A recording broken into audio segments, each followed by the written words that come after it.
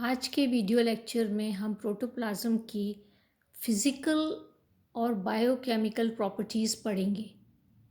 सभी जंतु, चाहे वो पेड़ हों, चाहे वो पाद पेड़ हों या एनिमल्स हों, प्लांट्स और एनिमल्स सभी जो हैं वो एक लिविंग मटेरियल के बने हुए होते हैं जिसे प्रोटोप्लाज्म कहते हैं। मतलब protoplasm is the living material of all the organisms whether plants और एनिमल्स। प्रोटोप्लाज्म जो है वो मोर और लेस विस्कस ट्रांसलूसेंट सब्सटेंस होता है। ये जिस प्रकार से हम गोंद को पानी में घोल लें तो सॉल्यूशन जो बनता है उस प्रकार का ये सब्सटेंस, ये प्रोटोप्लाज्म होता है। फिज़िकल प्रॉपर्टीज़ हम प्रोटोप्लाज्म की देखें तो प्रोटोप्लाज्म जो है वो कॉम्प्लेक्स कोलॉइडल सिस्टम है।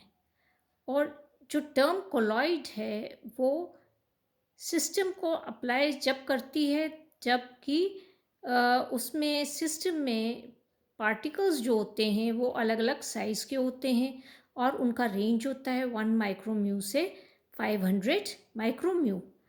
और ये जो पार्टिकल्स होते हैं ये कुछ प्रॉपर्टीज़ सॉल्यूशन की दर्शाते हैं और कभी कभी ये सस्पेंशन की तरह भी बिहेव करते हैं जिन पर इलेक्ट्रिकल चार्ज होता है और इलेक्ट्रिकल फील्ड में माइग्रेट कर सकते हैं। मतलब कि वो आयंस की तरह भी बिहेव करते हैं। तो प्रोटोप्लाज्म कुछ प्रॉपर्टीज़ शो करता है जैसे कि ब्राउनियन मूवमेंट।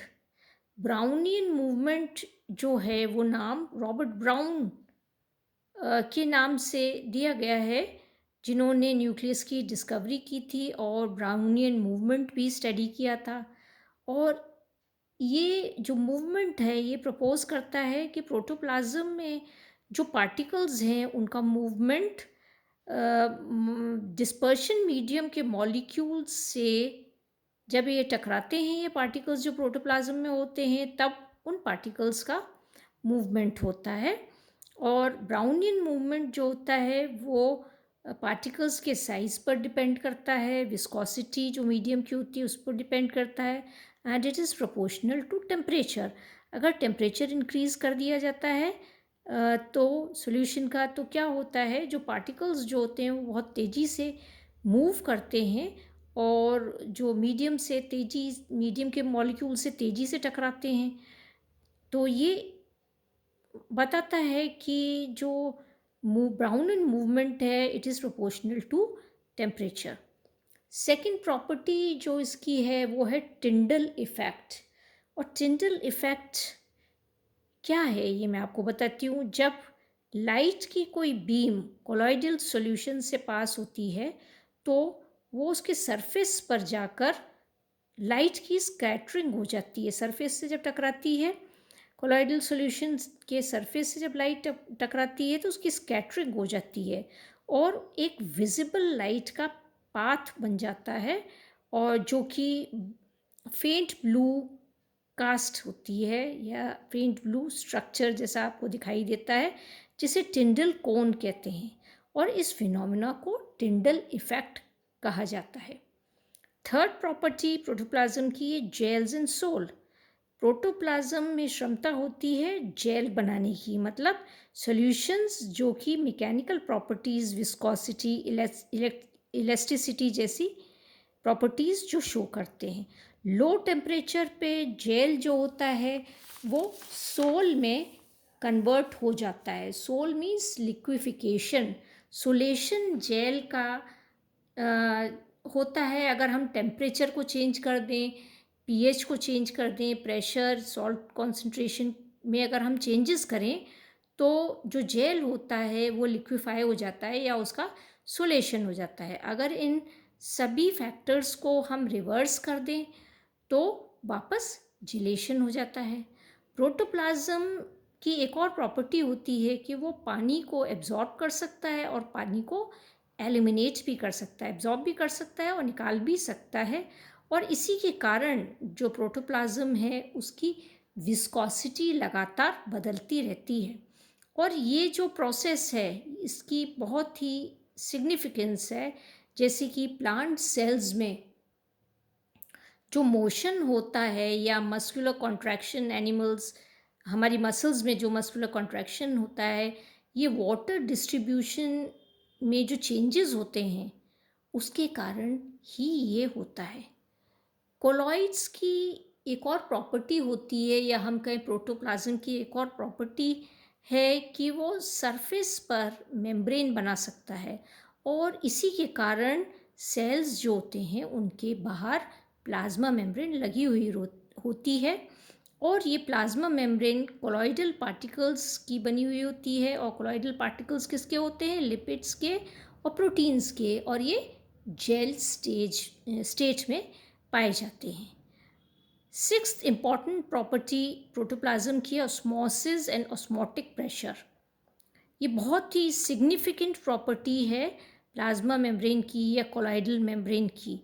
और ये जो सेमी परमिएबिलिटी होती है मेम्ब्रेन्स की, वो बहुत ही इम्पॉर्टेंट कैरेक्टरिस्टिक होती है।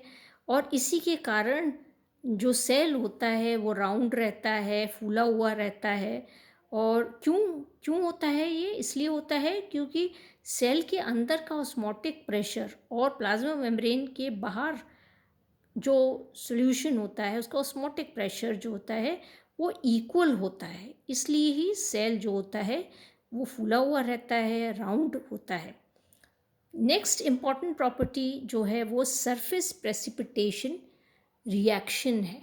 सरफेस प्रोटोप्लाज्म की में कैपेसिटी होती है सरफेस प्रेसिपिटेशन रिएक्शन की। इसका मतलब है कि अगर सेल मेम्ब्रेन कहीं से रप्चर हो जाती है तो प्रोटोप्लाज्म उस जगह से बाहर बहता है, फ्लो करता है, और कुछ समय बाद ही वो उसके आसपास एक एनवलप या एनवलपिंग मेम्ब्रेन बना लेता है।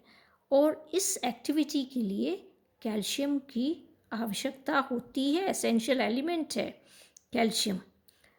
एट्थ इम्पॉर्टेंट प्रॉपर्टी प्रोटोप्लाज्म की है फॉर्मेशन ऑफ वैक्यूल्स। प्रोटोप्लाज्म जो है उसकी टेंडेंसी होती है कि वो वैक्यूल्स बना लेता है। जब भी सेल रप्चर होता है या कोल्ड या हीट या अल्ट्रावायलेट रेडिएशन से एक्सपोजर होता है सेल्स का, तो वो वैक्यूल बना लेता है, रिक्तिकाएँ जिसे कहते हैं वो बना सकता है। और ये जो प्रॉपर्टी है it is associated with the surface precipitation reaction. Ninth important property जो फिज़िकल प्रॉपर्टी प्रोटोप्लाज्म की है वो है हाइड्रोजन आयन कॉन्सेंट्रेशन। प्रोटोप्लाज्म की एसिडिटी या एल्कलिनिटी इंडिकेट करती है उसके कोलॉइडल नेचर। वास्तव में हम देखें तो प्रोटोप्लाज्म जो होता है वो एम्फोट्रिक इलेक्ट्रोलाइट का एक कोलॉइडल सॉल्यूशन होता है। इसका मतलब है कि ऐसा सब्सटेंस का वो कोलॉइडल सॉल्यूशन है जो कि एसिड्स और बेसिस दोनों में ही आयोनाइज हो सकते हैं। और प्रोटोप्लाज्म का जो पीएच होता है वो वेरिएबल होता है, चेंज होता रहता है। 10th इम्पॉर्टेंट प्रॉपर्टी प्रोटोप्लाज्म की है इनहेरेंट स्ट्रक्चरल बॉन्ड्स। उसमें स्ट्रक्चरल बॉन्ड्स पाए जाते हैं प्रोटोप्लाज्म का। जैसे आपको मैंने पहले बताया है कि इलेस्टिक प्रॉपर्टी होती है, परंतु ये इलेस्टिक प्रॉपर्टी जो होती है वो कुछ ही एरियाज़ में रेस्ट्रिक्टेड होती है, जैसे कॉर्टिकल लेयर्स में पाई जाती है। और यह भी देखा गया है कि प्रोटोप्लाज्म में कुछ इनहेरेंट स्ट्रक्चरल बॉन्ड्स प्रेजेंट होते हैं, और इन बॉन्ड्स को तोड़ने के लिए फोर्स की आवश्यकता होती है। Sufficient force is needed to break the bonds. 11th important property protoplasm की है लाइट रिफ्रैक्शन।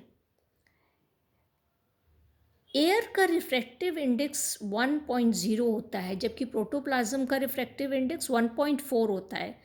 और इससे ये पता लगता है कि प्रोटोप्लाज्म जो है वो होमोजीनियस है, परंतु ऐसा नहीं होता। वो कोलॉइडल होती है, प्रोटोप्लाज्म होमोजीनियस नहीं है।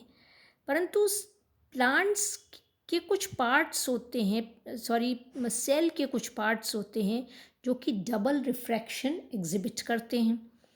प्रोटोप्लाज्म कभी भी डबल रिफ्रैक्शन एग्जिबिट नहीं करता, पर प्रोटोप्लाज्म के अंदर जो कुछ स्ट्रक्चर्स लोकेटेड होते हैं जैसे कि न्यूक्लियर मेम्ब्रेन, क्रोमोसोम और माइटोकॉन्ड्रिया, इनमें डबल रिफ्रैक्शन देखा गया है।